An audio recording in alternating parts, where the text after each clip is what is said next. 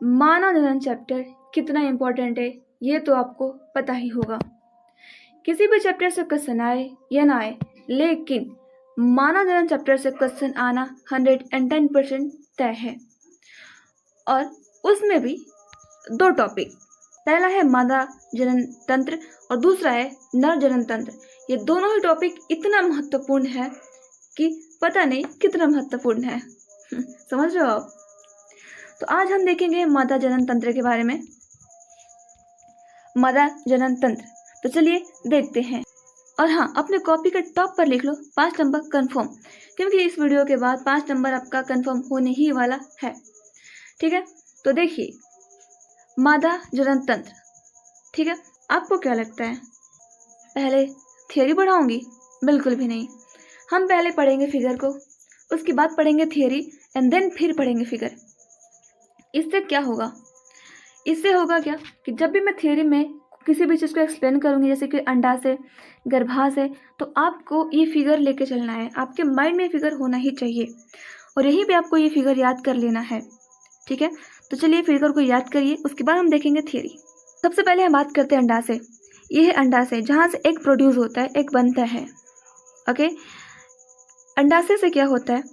ये है fallopian tube, जो कि अंडाशय से डायरेक्ट अटैच रहता है। ठीक है, आप देख रहे होंगे कि ये है कुछ झाला जैसे स्ट्रक्चर, यहाँ पे देख रहे होंगे अंगुली जैसा। तो ये जो होता है अंडाशय को कस के पकड़ के रखता है। ठीक है, उसके ऊपर का जो भाग होता है कीपक होता है, जो कि ये भी फैलोपियन ट्यूब का ही भाग है। उसके बाद ऊपर होता है तुम्बिका यानी कि एम्प्यूला। फैलोपियन ट्यूब का 3 भाग होता है। ठीक है, कीपक, एम्प्यूला एंड सेकंड नपथ, जिसे हम लोग इंग्लिश में बोलते हैं इस्थमस। ओके, इसको हिंदी में क्या बोलते हैं? फैलोपियन ट्यूब को अंडवाहिनी बोलते हैं। अब देखिए सेम यही चीज इधर भी है। ठीक है, तो अब क्या होता है कि गर्भाशय में 3 स्तर होती हैं। 3 स्तर होती हैं। एक तो होती है अंतः स्तर गर्भाशय के, दूसरा होता है पेशीय स्तर और दूसरा है परिगर्भाशय। ठीक है, तो ये 3 पार्ट्स होते हैं किसके? गर्भाशय के। उसके बाद क्या आता है आपका? आता है क्या? गर्भाशय ग्रीवा। ये है गर्भाशय ग्रीवा। उसके बाद आता है ग्रीवा नाल एंड देन आता है योनि, योनि भाग। ठीक है ना? और ये जो ऊपर का भाग होता है इसे बोलते हैं फंडस। मैक्सिमम जो होता है गर्भधारण ये यहाँ पर होता है, यानी कि गर्भाशय के अंतः स्तर पे। ठीक है, कुछ कुछ केस में फंडस में भी हो जाता है, बट मैक्सिमम कहाँ पर होता है? गर्भाशय के इस दीवार पे, left and right. Clear? Figure समझ में आया? अब चलिए देखते हैं अपना थियरी। तो इसमें क्या होता है? यह जो होता है श्रोणि क्षेत्र में स्थित होता है। ठीक है, शरीर का जो निचला पार्ट होता है उसको बोलते हैं श्रोणि क्षेत्र। ठीक है, तो ये वहाँ पर स्थित होता है।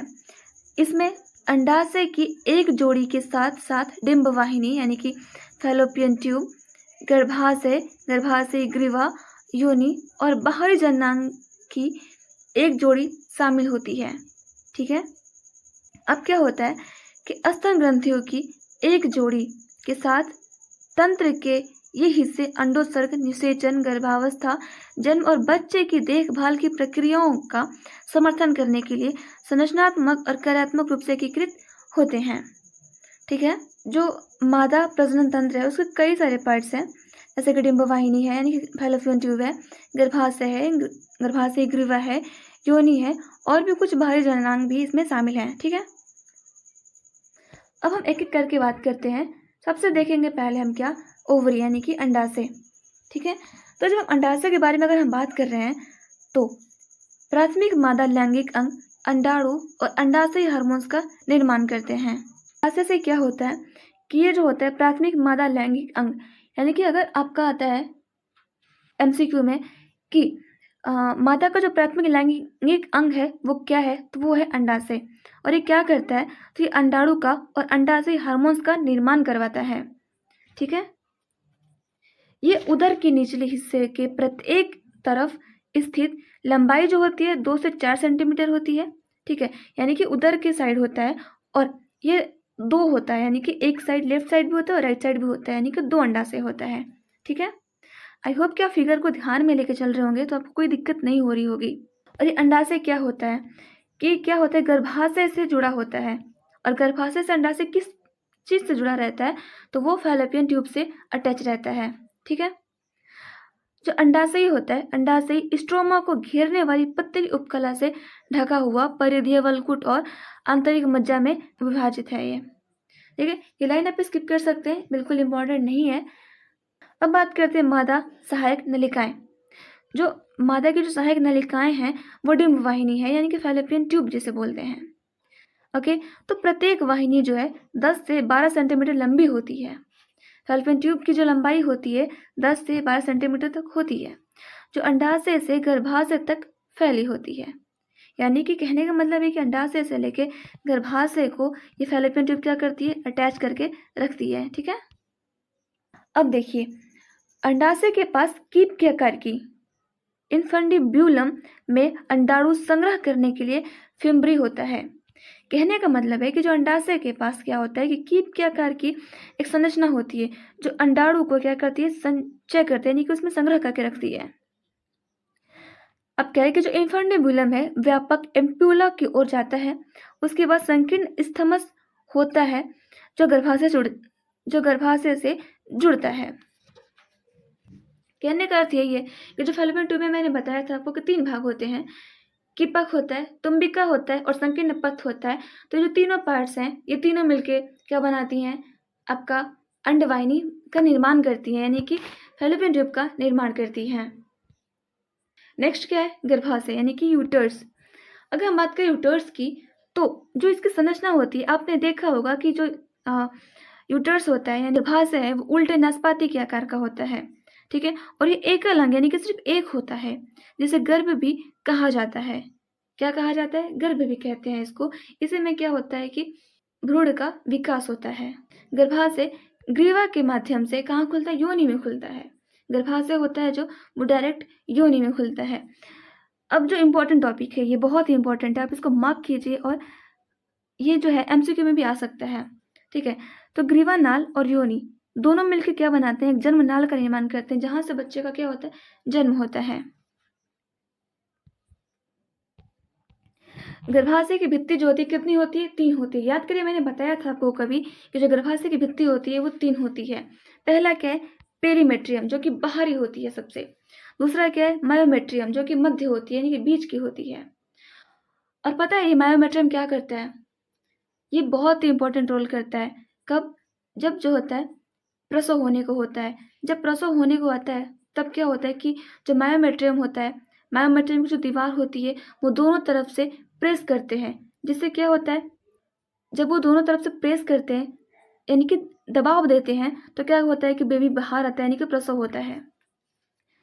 अब जो है एंडोमेट्रियम, तो एंडोमेट्रियम क्या है, ये आंतरिक संरचना होती है यानी कि आंतरिक परत है ये। इससे क्या होता है कि इसमें मासिक धर्म इसी से स्टार्ट होते हैं, यानी कि यही टूटता है तो मासिक धर्म आता है। ठीक है, और अगर मासिक धर्म नहीं आता है तो जो एंडोमेट्रियम है वो क्या करती है, भ्रूण का निर्माण कराती है। अब हम आ चुके हैं अपने लास्ट पार्ट पे, योनि और गर्भाशय ग्रीवा। अब क्या होता है कि जो गर्भाशय ग्रीवा होती है गर्भाशय को योनि से जोड़ती है।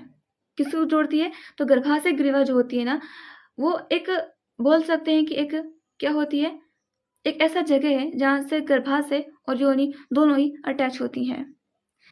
योनि जो होता है जन्म नाल के रूप में कार्य करता है और प्रसव की सुविधा प्रदान करता है। वो था क्या, मादा जनन तंत्र। ठीक है, तो अगर आप उतना लिखते हैं तो वो भी बहुत ज़्यादा है, उतने में काम बिल्कुल हो जाएगा आपका। लेकिन अगर आप चाहते हैं कि कुछ और एक्स्ट्रा देख लिया जाए तो जो होती है फीमेल में बाह्य भी कुछ संरचनाएं होती हैं, तो उसका सिर्फ 3 संरचना आप लिख सकते हैं। आप ये बिल्कुल नहीं लिखेंगे चलेगा, आप सिर्फ 3 लिख सकते हैं कि मॉन्स प्यूबियस होता है, लेबिया मेजोरा, लेबिया माइनोरा। आपको लिखना बिल्कुल ज़रूरत नहीं है, आप चाहें तो हाइमन भी लिख सकते हैं। हाइमन बहुत इंपॉर्टेंट है, आप ये बिल्कुल लिख के आइएगा। जो हाइमन क्या होता है कि योनि के द्वार को आंशिक रूप से ढकने वाली झिल्ली होती है, जो कौमार्य का विश्वसनीय संकेत नहीं है। ठीक है ना, तो क्या होता है कि जो हाइमन झिल्ली होती है वो योनि के द्वार को क्या करती है, एक आंशिक रूप से क्या परत चढ़ा के रखती है। ठीक है, तो ये जो होता है कौमार्य का बहुत ही विश्वसनीय प्रतीक माना जाता है हमारे समाज में, लेकिन ऐसा बिल्कुल भी नहीं है। ये जो होते हैं हाइमन की झिल्ली जो होती है ब्रेक हो जाती है। कैसे, जब कोई लड़कियां क्या करती हैं, साइकिल चलाती हैं, बहुत ज़्यादा दौड़ती हैं, खेलती हैं, रनिंग करती हैं, या फिर क्या करती हैं, घुड़सवारी करती हैं, तो जिसकी वजह से क्या होता है हाइमन जो है, हाइमन की झिल्ली जो होती है टूट जाती है। तो ये बिल्कुल ऐसा नहीं है कि जो कौमार्य हैं उनके पास हाइमन झिल्ली पाया जाएगा, बिल्कुल ऐसा नहीं है। जो कौमार्य हैं उनके पास पाया भी जा सकता है और नहीं भी पाया जा सकता है। ये जो हाइमन झिल्ली होता है मैक्सिमम 21, 22 से 23 साल तक ये अपने आप भी मतलब ये नष्ट हो जाता है, खत्म हो जाता है, ठीक है। तो जैसा कि मैंने कहा था कि हम वीडियो के एंड में भी क्या देखेंगे, मादा जनन तंत्र को।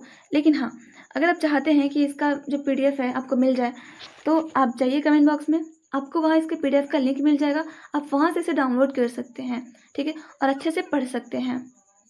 आपको पूरा PDF कुछ एकदम इसी प्रकार से मिलेगा, पूरा फिगर के साथ, एंड थ्योरी भी आपको पूरा मिल जाएगी। आपको नोट्स बनाने की बिल्कुल ज़रूरत नहीं है, आप अच्छे से देखे होंगे, आपको याद हो गया होगा, ये बहुत अच्छी बात है, ठीक है। तो देख लेते हैं एक बार फिगर, ताकि आपको एकदम अच्छे से माइंड में आपके ये टॉपिक घुस जाए। तो देख लीजिए, ये है अंडा, ये है 3D डायग्राम। आई थिंक कि आपको अच्छे से क्लियर कर दिख रहा होगा इसमें। ये क्या है, आपका अंडाशय है, ठीक है। ये देखिए फैलोपियन ट्यूब जो है ना, ये कुछ इस प्रकार से क्या है, झिल्ली के अंगुलीनुमा संरचना से क्या होती है, पकड़ी होती है एकदम पूरा अच्छे से। और उसके बाद फैलोपियन ट्यूब जाकर गर्भाशय में खोल दिया है। गर्भाशय में क्या होता है, ये देखिए गर्भाशय में क्या लिखा गया है, भ्रूण का घर। यानी कि यहाँ पे भ्रूण क्या होता है, आराम से यहाँ पे भ्रूण का विकास होता है, ठीक है। देखिए ये है एंडोमेट्रियम आपका, और जो एंडोमेट्रियम है ये यही टूटता है, और इसको टूटने से क्या होता है, मासिक चक्र स्टार्ट हो जाते हैं, जो कि हर 29 दिन या 28 दिन पर होता है। आपका ये है गर्भाशय ग्रीवा, ये है गर्भाशय ग्रीवा, उसके नीचे आएंगे तो ये हो जाएगा योनि, ठीक है। I hope it's all is clear. मिलते हैं नेक्स्ट वीडियो में, जो कि इससे भी ज़्यादा इंपॉर्टेंट होने वाला है, तो उसे देखना बिल्कुल मत भूलिएगा। तब तक के लिए जय हिंद।